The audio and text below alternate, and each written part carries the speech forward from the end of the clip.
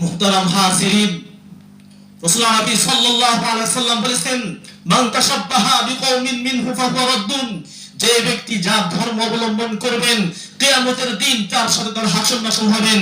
রাসূলুল্লাহ নবী সাল্লাল্লাহু আলাইহি ওয়াসাল্লাম বলেন, যারা যে ব্যক্তির সাথে সব সময় উঠুক বসুক করবেন কিয়ামতের দিন তোমার ওর সাথে হাসর নাসর হবেন। আল্লাহ তাআলা পবিত্র কোরআনে বলেন, ইন্নাল্লাযীনা ইউযুনাল্লাহু রাসূলাহু লা'নাহুমুল্লাহু ফিদ দুনিয়া ওয়াল আখিরাহ। যারা আল্লাহ এবং আল্লাহর রাসূলকে কষ্ট দিবে কিয়ামতের ময়দানে দুনিয়া ও আখিরাতে তাদেরকে আল্লাহ তাআলা এমন ভাবে লাঞ্ছিত করবেন।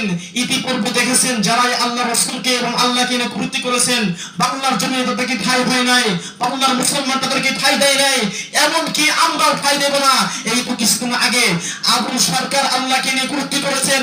আবুল সরকারকে বলতে চাই, আবুল সরকারকে বলতে চাই, তুমি যদি তওবা না করে খাঁটি মুসলমান না হয়ে মুসলমানদের কাছে না মাপ চেয়ে তুমি যখন ঘরে বসে থাকো, তোমাকে এক চুল ছাড় দেওয়া হবে না। বাংলাদেশ সরকার ইউনুসকে বলতে চাই, দ্রুত আবুল সরকারকে ফাঁসির কার্যকলাপ আই করা হোক। ঠিক কিনা?